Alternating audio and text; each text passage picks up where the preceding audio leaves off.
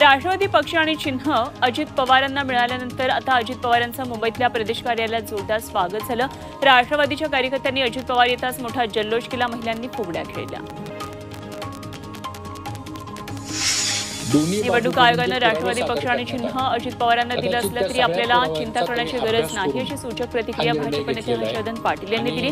अजित पवार महायुतीत आल्यानंतर शांत झोप लागतेय का असा प्रश्न विचारल्यावर त्यांनी उत्तर दिलं। राष्ट्रवादी संदर्भातला निकाल हा अपेक्षितच होता, अशी प्रतिक्रिया उद्धव ठाकरेंनी दिली। तसा निकाल दिला नसता तर सुप्रीम कोर्टानं आताच हातोडा मारला असता, असं उद्धव ठाकरे म्हणाले। राष्ट्रवादी आमदार पात्रता प्रकरणात मेरिटनुसारच निकाल दिला जाईल। निवडणूक आयोगानं दिलेल्या निकालाचा कोणताही संबंध आमदार अपात्रता निकालाशी जोडला जाणार नाही, अशी हमी विधानसभा अध्यक्ष राहुल नार्वेकरांनी दिली। राष्ट्रवादी पक्षाबाबत विधान भवनानं कोणती कागदपत्र निवडणूक आयोगाकडून मागवलेली नसल्याचं त्यांनी सांगितलं। अमृत नोनी आर्थो प्लस ये एक प्रूवन फॉर्मूला है। इसमें मौजूद नोनी फल के गुण और आयुर्वेदिक जड़ी बूटियां शरीर को जरूरी पोषक तत्व देने के साथ साथ हड्डियों और जोड़ों के घिसने, उनमें होने वाले सूजन और दर्द को रोकने में मदद करता है। दर्द मुक्त जीवन के लिए अमृत नोनी आर्थो प्लस।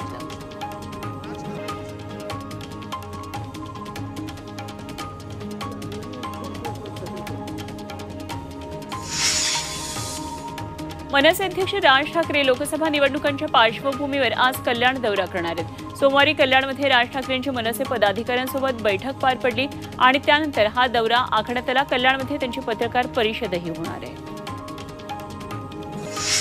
पुण्यातले मनसेचे नेते वसंत मोरेंच्या व्हॉट्सअप स्टेटसवरून सध्या पुन्हा एकदा जोरदार चर्चा सुरू आहे। स्टेटसमध्ये त्यांनी कुणासाठी किती करा, वेळ आली की फणा काढतातच, पण मी पट्टीचा गारुडी आहे असं म्हटलंय।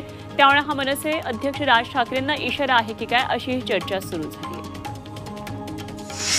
लोकसभा निवडणूक तोंडावर भिवंडीतल्या भाजपच्या अनेक कार्यकर्त्यांनी ठाकरे गटात प्रवेश केला। यामध्ये भाजप ग्रामीण निवडणूक प्रमुख दशरथ पाटील, जिल्हा सरचिटणीस धनवीर पाटील यांच्यासह अनेक कार्यकर्त्यांचा समावेश आहे। मातोश्रीवर उद्धव ठाकरे उपस्थितीत हा पक्षप्रवेश झाला।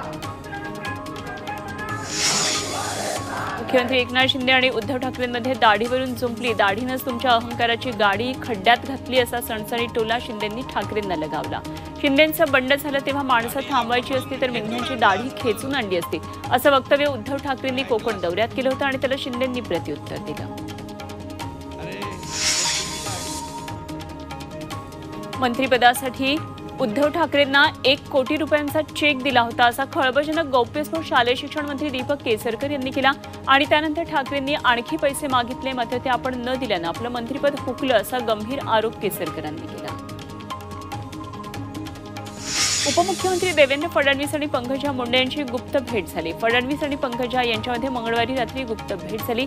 राज्यसभेच्या उमेदवारीसाठी पंकजा मुंडे यांचे नाव चर्चेत आणि त्यासाठी फडणवीस पंकजा भेट झाल्याची माहिती आहे।